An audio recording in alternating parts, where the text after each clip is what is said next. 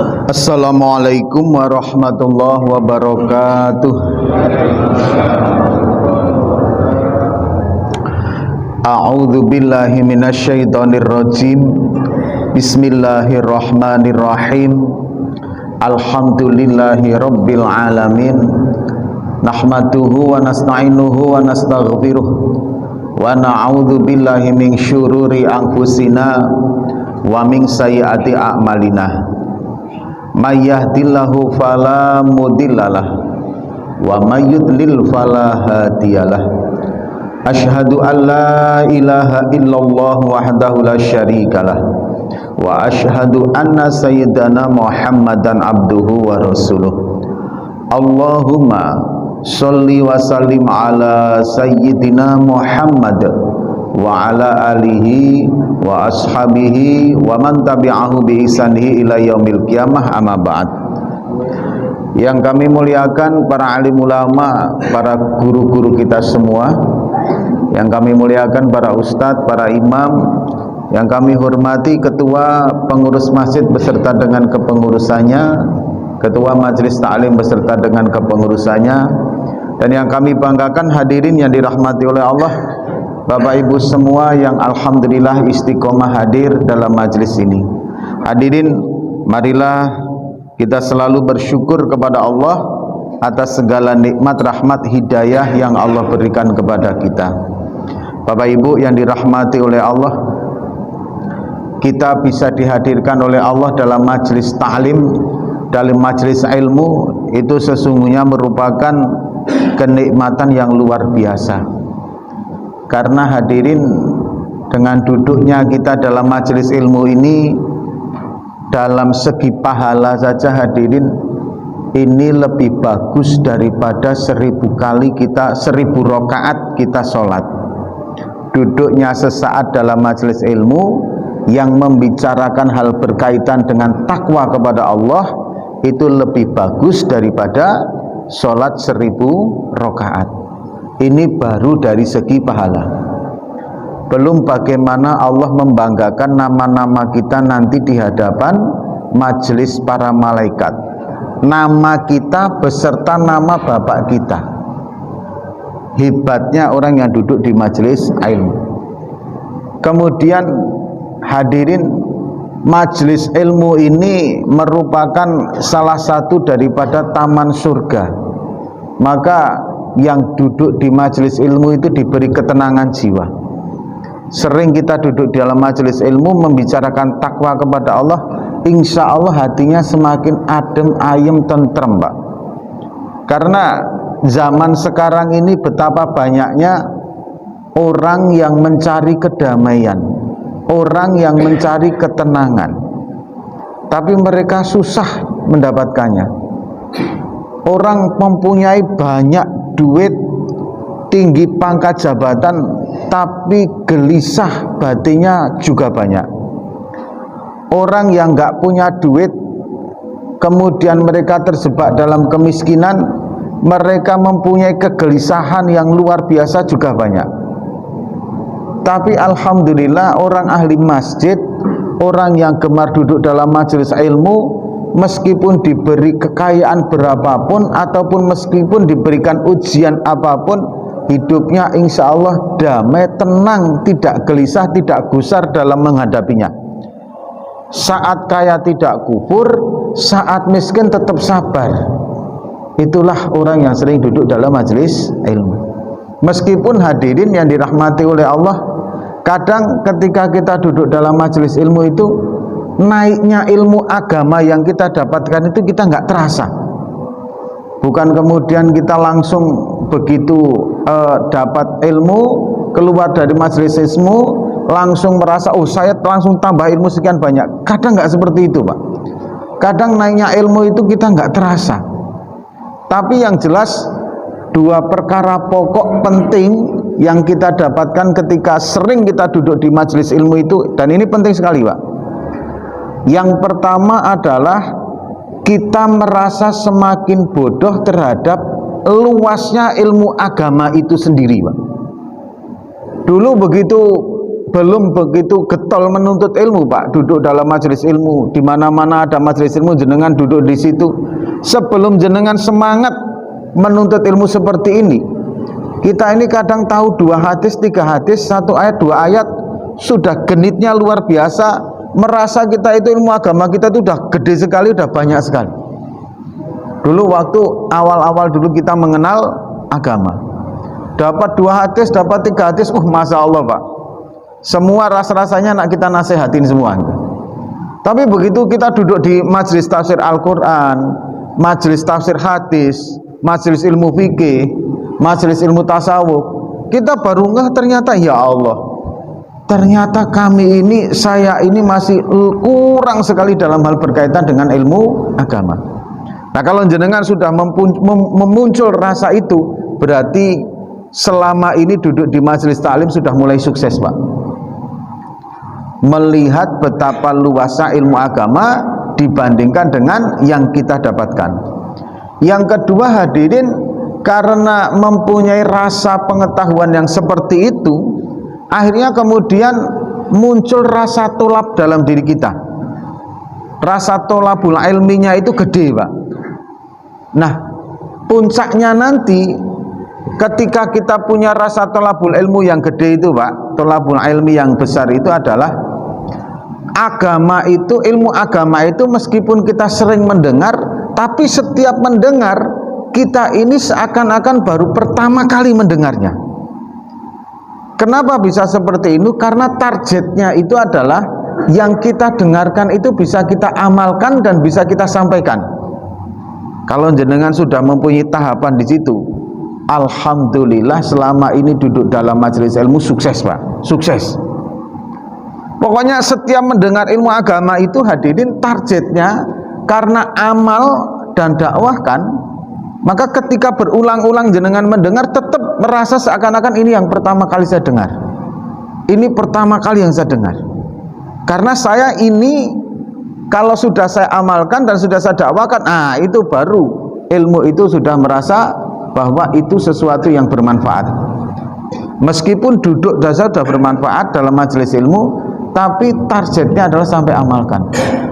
Kalau 2 perkara ini kok sudah mulai muncul dalam diri kita, insya Allah, hadirin yang dirahmati oleh Allah, selama ini bapak-bapak, ibu-ibu duduk dalam majelis-majelis ilmu agama, insya Allah sudah mulai merasakan tahapan kesuksesannya. Bahwa merasa bahwa ketika setelah diluaskan pandangan kita, dibuka pandangan kita terhadap ilmu agama, waduh, ternyata saya ini masih sepele sekali. Nah, inilah makanya dari awal saya sampaikan betapa luar biasanya pahala dan nikmatnya orang yang duduk di majelis ilmu. Marilah kita syukuri kenikmatan ini dengan mengucapkan alhamdulillahirabbil alamin. Salam dan sholawat mari kita haturkan kepada junjungan kita Nabi Agung Muhammad sallallahu alaihi wasallam. Allahumma sholli ala Sayyidina Muhammad wa ala ali Sayyidina Muhammad. Bapak Ibu yang dirahmati oleh Allah Subhanahu wa taala, sekarang ini Ibu Bapak lagi booming, ya kan? Lagi ngetren, berbondong-bondong orang mengikuti kelas-kelas motivator. Nah, ini Pak, saya mulai dari sini nih. Pagi ini agak sedikit serius-serius sedikit lah kan gitu kan. Zaman sekarang ini banyak orang yang sedang ngetren mengikuti kelas-kelas motivator hidup. Bahkan buku-buku motivator itu banyaknya luar biasa, Pak, ya kan. Nah, hadirin, saya beberapa kali itu ikut juga, bukan kelasnya, saya belum pernah ikut kelas motivator, tapi melihat beberapa program-program mereka dalam pembelajarannya itu lewat CD dan lain sebagainya itu. Kesimpulan saya ini sebenarnya kaum muslimin dan muslimat kalau mau mempelajari ilmu agamanya, hadirin, itu sudah merasa cukup dengan apapun yang para motivatoris itu sampaikan. Sebenarnya di situ. Contoh begini Pak, contoh begini. Ketika ada seorang motivator mempunyai satu konsep gaya aksi reaksi, ya kan? Kalau fisika itu kan ada gaya aksi, ada reaksi. Maka muncul gaya sentripetal dan sentrifugal. Maka ketika kita melihat roda-roda gila, ya kan? Kenapa miring seperti itu nggak jatuh? Yaitu karena terpengaruh gaya aksi reaksi. Semakin menekan tentu semakin mencengkeram, kan itu Pak ya. Nah hadirin yang dirahmati oleh Allah, ketika membangun satu pemikiran positif, ya kan ini contohnya kan gitu toh. Ada satu motivator itu begitu. Ketika kita mempunyai pemikiran positif terhadap alam, dan kemudian Anda tidak akan pernah berpikiran negatif, nggak ada kata-kata gagal, nggak ada kata-kata jatuh, nggak ada, pokoknya nggak ada kata-kata yang merupakan satu bentuk pengeluhan. Anda begitu optimis, maka alam akan bereaksi untuk membangun keinginan Anda itu, untuk mewujudkan keinginan Anda itu, kan begitu toh. Ajaran motivator itu saya pernah mendengar seperti itu. Contohnya adalah kenapa anak raja selalu menjadi raja, karena dalam pemikirannya itu bahwa dia akan menjadi raja, maka menjadi raja betul, gitu loh. Nah kenapa orang miskin sering menjadi terjebak lagi dalam kemiskinan anak keturunannya? Karena dalam pemikirannya kebanyakan, ya saya ini orang miskin, ya jadi miskin betul gitu loh Pak. Nah pemikirannya seperti itu motivasi. Padahal kalau kita hadirin mengacu kepada firman Allah, dan itu lebih pasti karena ini janji Allah, la ing syakartum la azidanakum wa la ing kafartum inna adzabila syadid. Apapun yang aku berikan kepada kalian, syukuri, aku tambah, kan selesai toh Pak. Dikasih ini pun alhamdulillah, dikasih itu alhamdulillah. Pokoknya pikirannya itu selalu husnudzon terus kepada Allah. Kita bersyukur terus dengan apapun, sukses dengan Pak. Allah akan tambah terus. Allah akan berikan apa yang kita inginkan Pak, yang kita butuhkan. Bahkan dalam doa apapun kita mesti dikabulkan. Meskipun doa itu pengkabulannya, waktu dan jenis barangnya menurut kehendak Allah, bukan menurut kehendak kita. Bapak mengajukan proposal kepada pemerintah, itu pemerintah mengabulkan menurut kemauan dan kemampuan pemerintah atau menurut kemauan Bapak? Otomatis akan menurut kemampuan dan kemauan pemerintah Pak. Meskipun Bapak menginginkan angka yang gede, kalau pemerintah mewujudkan segitu ya gitu, ini baru urusan duniawi, apalagi urusan doa. Nanti kita bahas bagaimana pentingnya kita berdoa kepada Allah Subhanahu wa taala ini Pak, dan bagaimana cara Allah mengkabulkan doa kita sehingga kita tidak pernah salah terhadap konsep doa. Nah ini baru salah satu contoh. Kemudian kembali ke awal bahwa setiap manusia, saya, jenengan, bapak, ibu, semuanya itu meskipun dalam guyonan tapi sering terucap bahwa hidup itu ketika di dunia kaya raya, kan gitu Pak ya. Ini hidup yang idealis, yang ideal. Di dunia kaya raya, di dalam kubur masuk taman surga, kan gitu Pak ya. Di alam akhirat bebas dari neraka, terakhirnya masuk surga, kan gitu Pak. Ini orang mesti akan menginginkan itu Pak. Di dunia kaya raya, dikubur mendapatkan taman surga, kemudian dihisab, nanti hisab tanpa kesengsaraan, tanpa melalui masuk neraka dan masuk surga. Orang itu sering ada guyonan seperti itu, dan itu merupakan keinginan konsep hidup yang ideal sekali. Nah pertanyaannya, ada nggak jalan ke situ? Ada Pak, ternyata. Rasulullah SAW itu memberikan satu ajaran konsep. Kalau kalian menginginkan seperti ini, kalau di mafhum mukhalafah, jadi mafhum mukhalafah itu mafhum pengembalikan, mafhum kebalikan. Kalau kalian tidak mau hidup sengsara, kalau kalian hidupnya ingin bahagia dunia akhirat, apa yang kalian inginkan? Di dunia kaya raya, dikubur mendapatkan taman surga, tanpa masuk neraka, kemudian masuk surga. Ada jalannya, ada jalurnya, ada konsepnya. Penuhi itu mesti dapatkan. Kalau yang mengatakan Rasulullah itu jenengan nggak usah ragu lagi Pak. Apapun yang dikatakan Rasulullah SAW mesti benar. mesti Pak. Apalagi janji Allah yang ada dalam Al-Quran sangat mesti terpenuhi Pak. Di situ misalkan Rasulullah SAW ada satu hadis ya Pak ya, barang siapa membaca surat Al-Mulk, Tabarakalladzi biyadil mulku ila akhirih, maka akan mendapatkan seperti ini. Bapak nggak usah ragu, begitu baca mesti dapat itu Pak. Nah ini hadirin konsep keyakinan seperti itu. Nah keyakinan ini dulu ada ujian ini. Bapak-bapak silahkan perhatikan kalimat saya, tolong dijawab. Ini konsep keimanan, mengukur keimanan kita. Saya dulu ditanyain ustadz saya itu terjebak juga Pak. Mampu nggak Allah Subhanahu wa Ta'ala memasukkan telur angsa? Tahu Pak telur angsa? Gede kan? Telur angsa gede. Mampu tidak Allah Subhanahu wa Ta'ala memasukkan telur angsa ke dalam lubang jarum? Mampu nggak Pak? Mampu kan? Pasti mampu. Saya tanya lagi, bagaimana caranya Pak? Ini kalau Bapak masih mikir, mohon maaf Pak, tauhidnya diperbaiki terus Pak. Kalau masih mikir.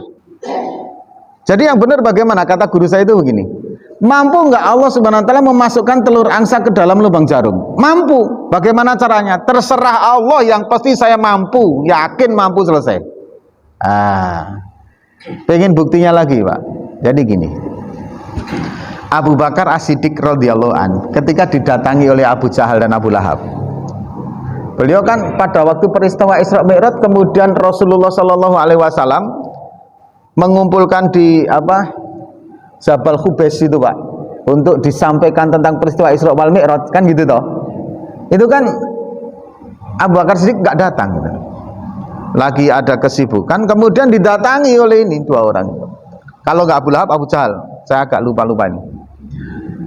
Ya Abu Bakar, kamu tahu nggak berita pagi ini yang menghebohkan Mekah? Apa gitu? Itu Muhammad bercerita kalau dia satu malam ke Palestina, kemudian ke Sidratul Muntaha satu malam. Kamu tahu kan Palestina di mana? Jadi menurut kamu dia membual atau kamu percaya? Abu Bakar menjawab, aku percaya kalau dia yang ngomong. Jangankan ngomong yang kayak gitu, andai kan ada bunga, mataku itu melihat ini kuning, mata ini melihat, mataku melihat ini kuning. Kemudian Muhammad berkata, ya Abu Bakar itu merah, aku dustakan mataku, aku benarkan kata Muhammad. Itu tauhidnya Abu Bakar itu sampai kayak gitu Pak. Jenengan melihat ini hijau Pak, ya kan? Tapi kalau Rasulullah berkata itu merah, itu kalau Abu Bakar bohong, ini kalau hijau gitu loh Pak. Apa berarti mata saya yang salah, bukan Rasulullah yang salah? Keyakinan terhadap apa yang dikatakan Rasulullah itu sampai seperti itu. Makanya imannya Abu Bakar nih Pak, kalau ditimbang, imannya Abu Bakar ditimbang dengan imannya umat saat ini seluruh dunia, itu masih berat imannya Abu Bakar.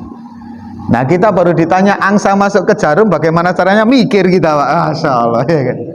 Ini tentang tauhid. Nah sekarang kembali Pak, Rasulullah SAW itu sudah memberikan konsepnya. Ini loh, kalau pengen di dunia selamat, akhirat selamat, kubur selamat. Apa konsep yang Rasulullah sampaikan kepada kita, yang ajarkan kepada kita? Setelah keimanan yang benar kepada Allah Subhanahu wa Ta'ala dan Rasulnya, dua kalimat syahadat, ya kan? Jadi sedikit tentang dua kalimat syahadat itu Pak. Ini ada sering orang terjemah dan ada beberapa hal yang perlu diluruskan. Asyhadu alla ilaha illallah, saya bersaksi. Ini makna luasnya itu begini. Asyhadu, saya bersaksi, alla ilaha, sesungguhnya tidak ada Tuhan yang hak untuk disembah, illallah, kecuali Allah. Ya Pak ya, tidak ada Tuhan yang hak untuk disembah. Nah ini sering dimaknai maknanya begini, tidak ada Tuhan yang wajib disembah. Ini keliru Pak kalau kalimat wajib. Kalau kalimat wajib berarti ada yang sunnah, ada yang haram, mungkin itu Pak ya. Ini karena wajib itu akan membuat satu runtutan hukum akamus syar'i itu Pak, hukum-hukum syariah. Maka yang benar, tidak ada Tuhan yang hak untuk disembah kecuali Allah. Nah ini wa asyhadu anna Muhammadar Rasulullah, dan tidak ada, dan saya bersaksi sesungguhnya Nabi Muhammad adalah utusan Allah. Selamanya meskipun kita cinta mati kepada Rasul, tidak akan pernah menempatkan posisi Rasulullah sebagai zat Tuhan yang harus kita minta tolong, yang harus kita minta bantu, dan yang harus kita sembah. Selamanya kita tidak akan menempatkan Rasul di tempat itu. Kita senang baca sholawat, monggo silahkan, tapi kita mempunyai keyakinan sholawat yang kita banyak adalah asbab jalan mendapatkan apa yang akan Allah berikan. Ini konsepnya seperti itu. Karena umat-umat terdahulu, bahkan umat sekarang, ada yang kemudian menuhankan Nabi. Nah hadirin, setelah konsep keimanan yang benar, yakin yang benar, dan itu terus sering kita nanti bicarakan sedikit-sedikit, agar iman itu hadirin, keyakinan kepada Allah wujud dalam hidup kita. Karena tauhid itu saya membagi ada dua, tauhid bidalil, tauhid dengan dalil, dan tauhid biamal, tauhid yang wujud dalam amaliyah kita. Nah itu bagaimana nanti kita akan membahasnya. Setelah ini hadirin, keimanan yang benar, maka posisi kedua kalau kita melihat dalam rukun Islam, arkanul islami, itu adalah tentang sholat, Pak. Nah sholat ini betul-betul akan berpengaruh kepada orang yang betul-betul menjaganya, Pak, mendisiplinkan di dalam menjaganya, sangat berpengaruh. Bapak nggak perlu cari konsep-konsep yang para motivator itu sampaikan. Bapak nggak perlu nasihat yang muluk-muluk, tidak perlu filsafat yang tinggi-tinggi. Ketika kita menginginkan satu jalan di mana jalan itu menjadi asbab kita, hidup kita, diri kita selamat dunia, selamat akhirat, makmur dunia, makmur akhirat, bahagia dunia, bahagia akhirat.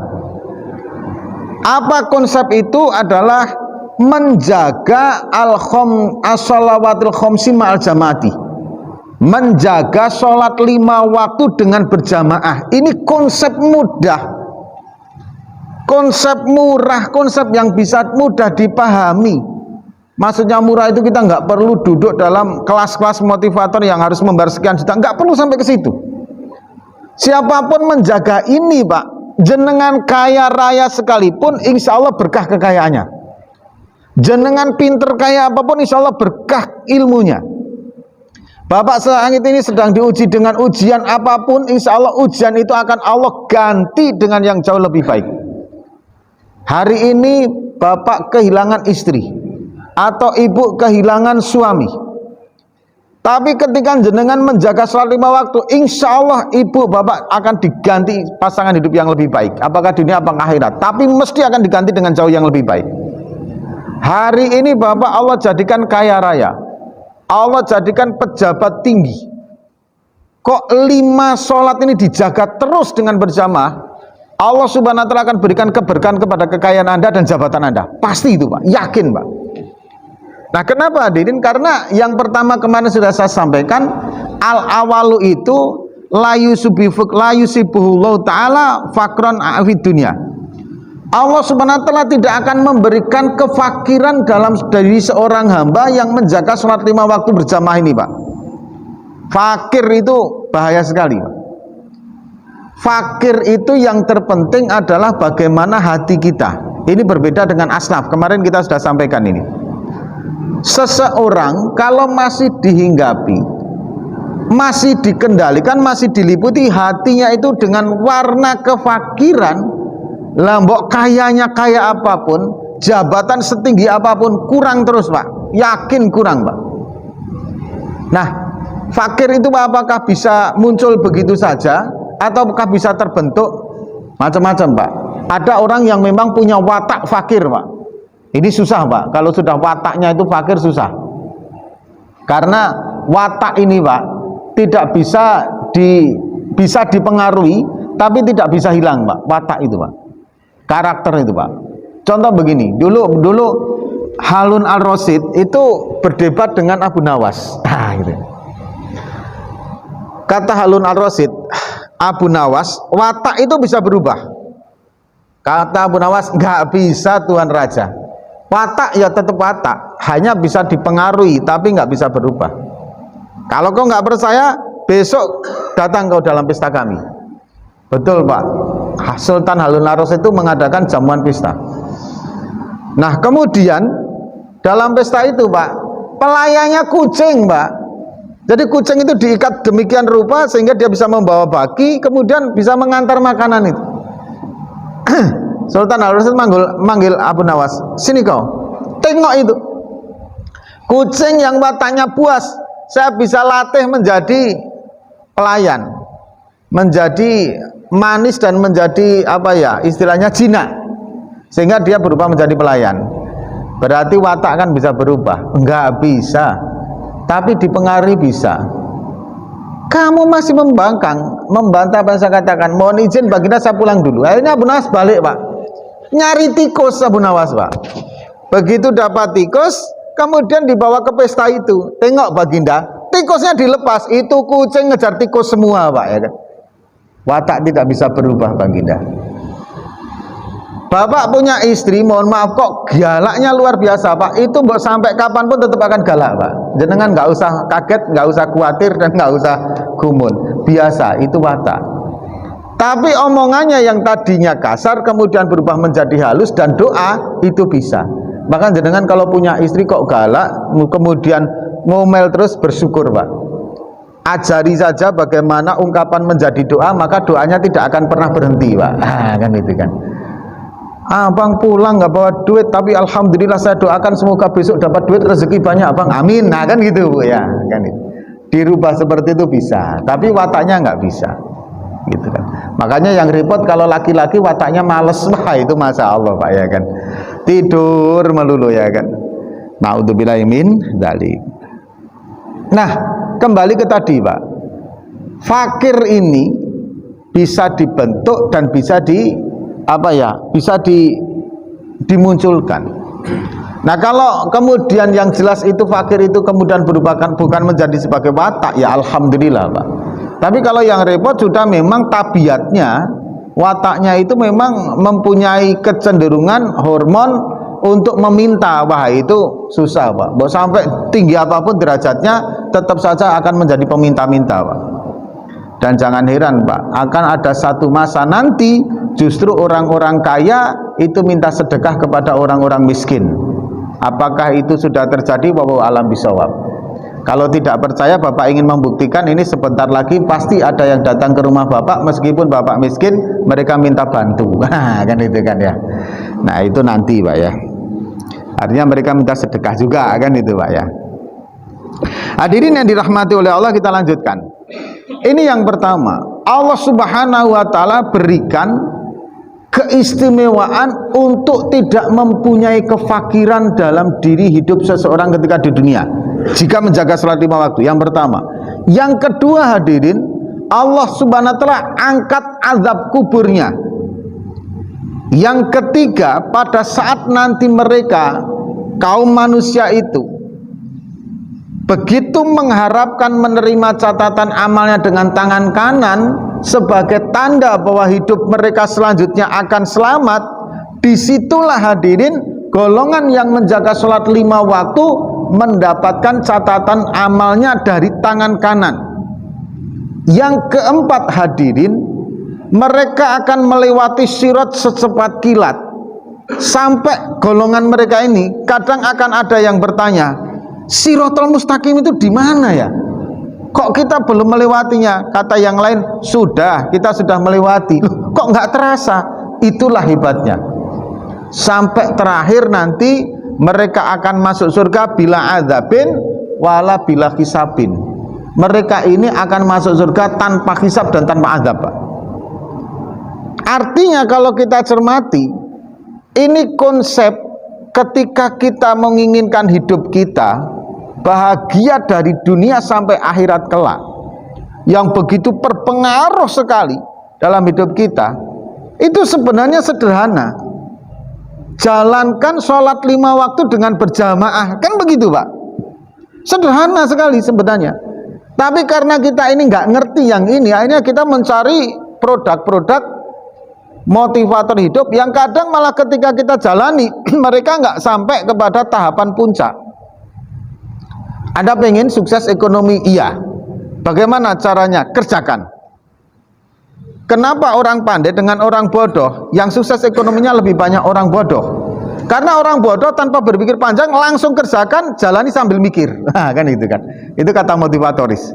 Nah, kita kayaknya mendapatkan enak betul kayaknya kan gitu. Begitu jalani ya kalang kabut juga ya kan itu kan. Artinya karena itu nasihat manusia, sesempurna apapun karangan manusia tetap ada celah kekurangannya, Pak. Sesempurna apapun. Nah, hadirin, ini beda. Konsep ini Allah Subhanahu wa Ta'ala yang menjanjikan lewat Rasulnya. Sementara keyakinan kita tadi yang sudah saya sampaikan di awal tadi, kepada janji Allah, kepada janji Rasulullah, itu jauh melebihi keyakinan kita mampunya Allah memasukkan telur angsa ke jarum tanpa meluaskan lubang jarum, tanpa mengecilkan telur. Tanpa seperti itu kita yakin Allah pasti bisa. Abu Bakar As-Siddiq radhiyallahu an, dia sampai mempunyai kepercayaan, andaikan warna bunga itu berbeda dengan pandangan saya yang dikatakan Muhammad Shallallahu Alaihi Wasallam, saya lebih percaya apa yang dikatakan Rasulullah daripada pandangan mata saya. Keyakinannya seperti itu. Nah, ini Rasulullah sudah mengatakan, ini loh, kalau pengen hidup nggak fakir, kalau di akhirat pengen dikubur mendapat taman surga, tidak diazab, mendapat catatan amal tangan kanan, sampai nanti masuk surga tanpa hisab. Ini konsepnya. Jaga sholat 5 waktu dengan berjamaah. Nah, seberapa jauh nanti keyakinan kita untuk menjalani ini, ya itu kembali kepada kita masing-masing.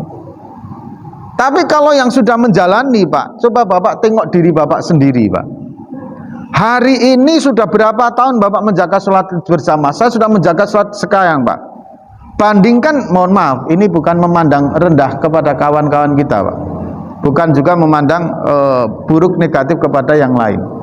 Bandingkan dengan teman seusia Bapak, kemudian jabatan selevel Bapak, dengan kawan-kawan Anda yang Anda dapatkan saat ini, hidup ini dengan kawan-kawan.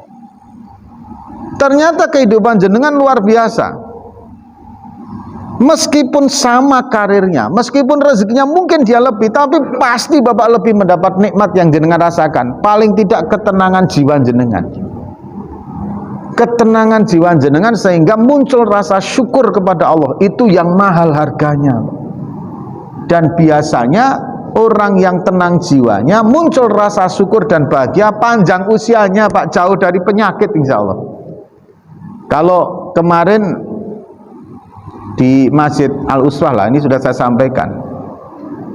Jadi sumber penyakit itu kan, kalau kata dunia kesehatan kan gitu tuh, Pak.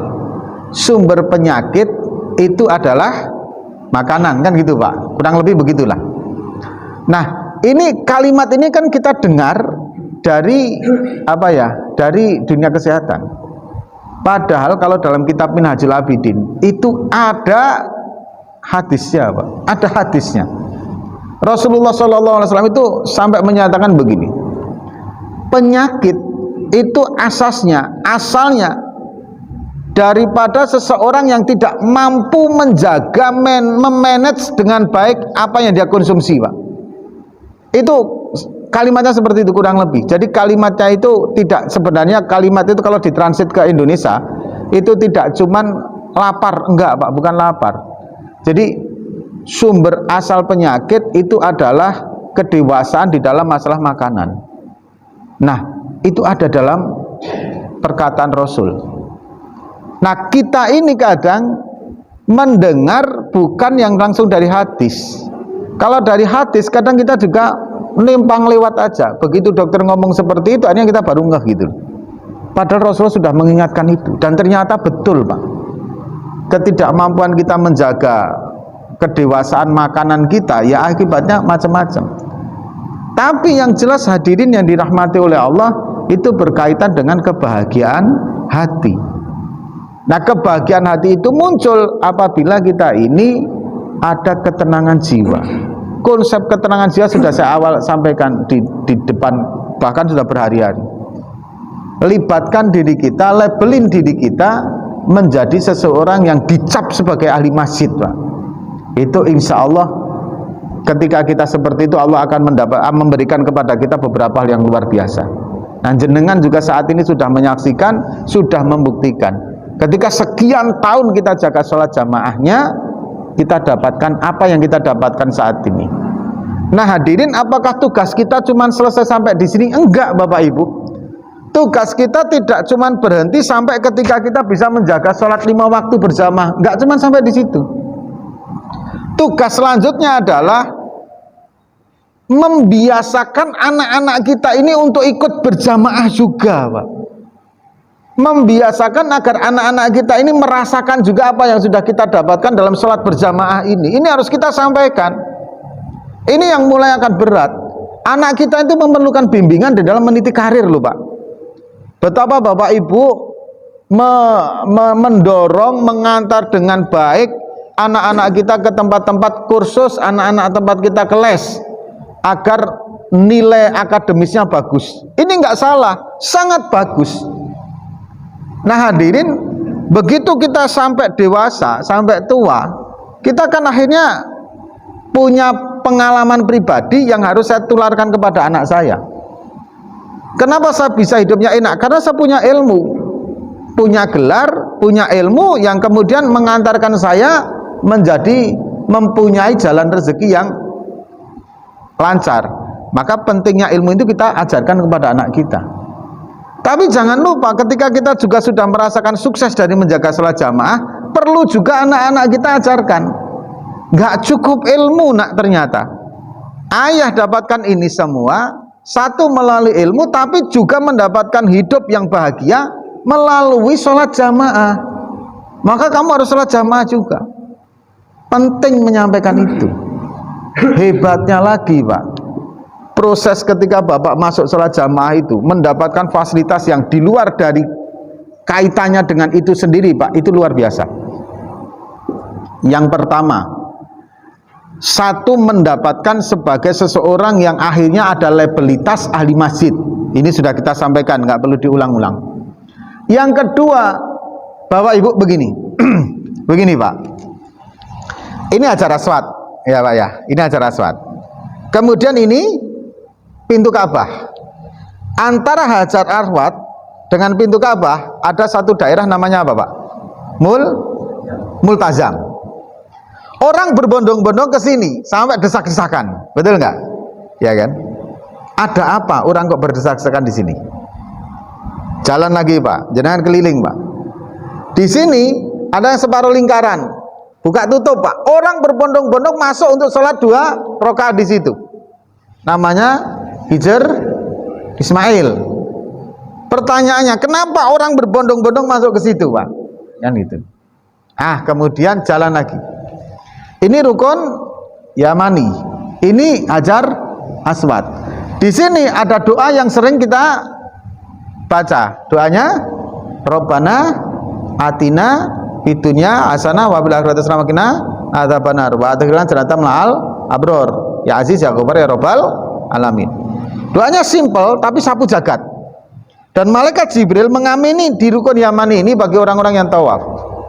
Maka orang semangat tawaf karena akan mendapatkan momen ini. Pertanyaannya apa? Kenapa mereka senang di situ? Hadirin, secara tidak kita sadari, karena tempat-tempat itu merupakan tempat mustajab berdoa. Multazam, Hajar Ismail, rukun Yamani itu merupakan tempat-tempat mustajab berdoa. Sehingga kita bisa bela-belain, rela-relain untuk mendapatkan fasilitas ini.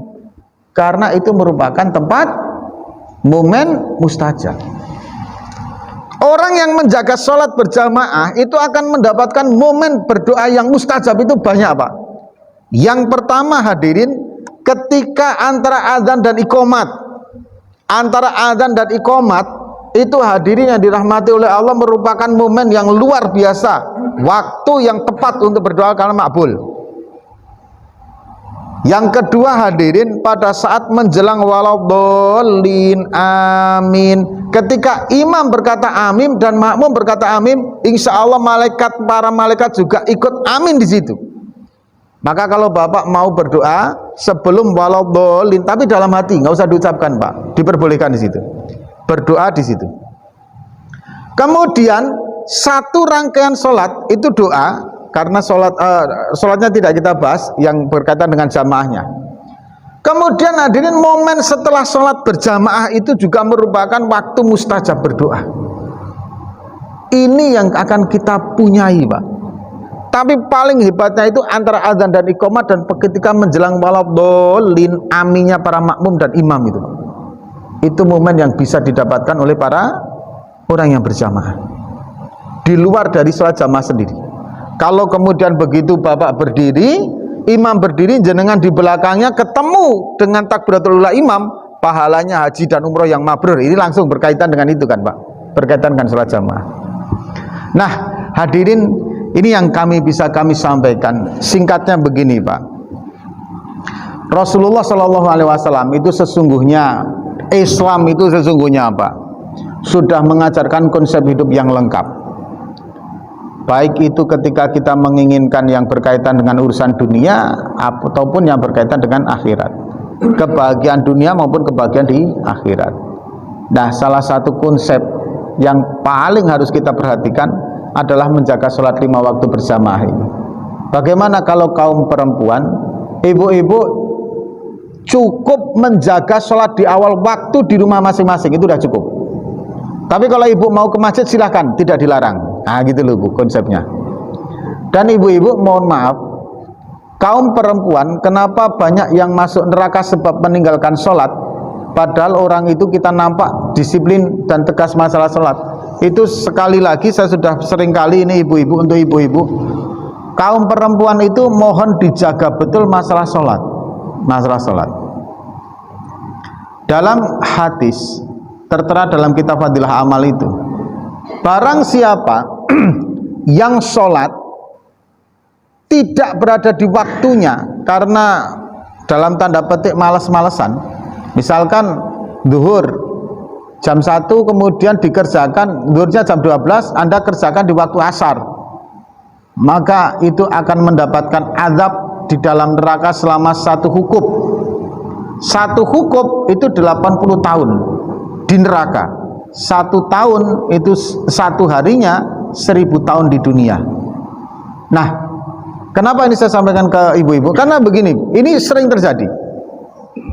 Zuhur jam 12 masuk ini, kemudian jam 12 lebih 10 ibu nggak mau wudhu, masih megang HP, masih nonton TV dan lain sebagainya. Setengah 1 ibu datang bulan. Nah akhirnya ada 2 kemungkinan. Yang pertama, ibu nanti setelah suci diqodho, termasuklah orang yang menunda-nunda sholat sehingga mengerjakan sampai luar waktu sholat. 1 hukum dapatnya. Tapi kalau nggak dikerjakan dan banyak yang nggak mengerjakan ini, maka termasuk golongan orang yang meninggalkan sholat dengan sengaja. Wah bahaya lagi ini. Makanya kalau kaum perempuan, kedisiplinan menjaga sholat itu memang harus dari segi waktunya, karena jangan sampai nanti tertunda gara-gara datang bulan. Hadirin, inilah yang bisa kami sampaikan. Singkatnya, konsep dari hidup ajaran Rasulullah itu pasti benar Pak. Yakini betul-betul, tumbuhkan iman yang kuat, keyakinan kita terhadap apa yang disampaikan Rasul. Salah satunya tadi, jika ingin dunia akhiratnya selamat, bahagia dunia akhiratnya adalah dengan menjaga sholat 5 waktu berjamaah ini Pak. Nah ini tidak cuma melulu kita mengamalkan pribadi, mari kita sampaikan kepada keluarga kita didik anak-anak kita, paksa anak-anak kita untuk ikut juga menjaga sholat 5 waktu ini dengan berjamaah. Semoga Allah merahmati kita, membimbing kita.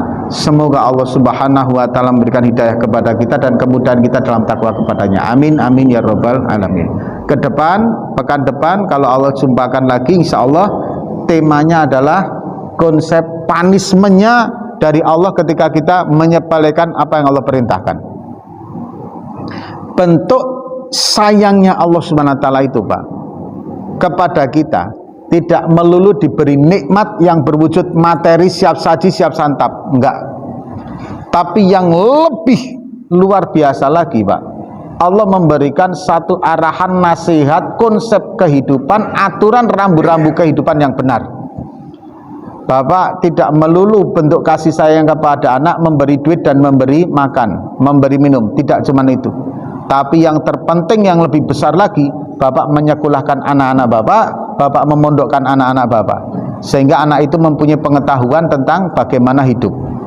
Allah Subhanahu wa Ta'ala memberikan kasih sayang kepada kita enggak melulu yang berkaitan dengan hal yang sifatnya materialistis, apakah itu air, makan, tidak. Tapi yang lebih luar biasa, Allah memberikan petunjuk-petunjuk ini. Allah menginginkan sebenarnya kepada kita dipaksa masuk surganya Allah. Maka karena sifat pemaksaannya, ada bentuk reward, ada bentuk panis, ada bentuk apa yang menjadi janji Allah berupa pahala, tapi ada ancamannya. Nah hadirin, pekan depan kita akan membahas ancaman Allah kepada kita dan hakikatnya ancaman itu untuk apa kepada kita. Semoga kita diberi umur yang panjang sehingga kita bisa bertemu kembali di pekan yang akan datang. Amin amin ya rabbal alamin. Kita tutup dengan doa kifaratul majlis. Subhanakallahumma wa bihamdika asyhadu an la ilaha illa anta astaghfiruka wa atubu ilaik.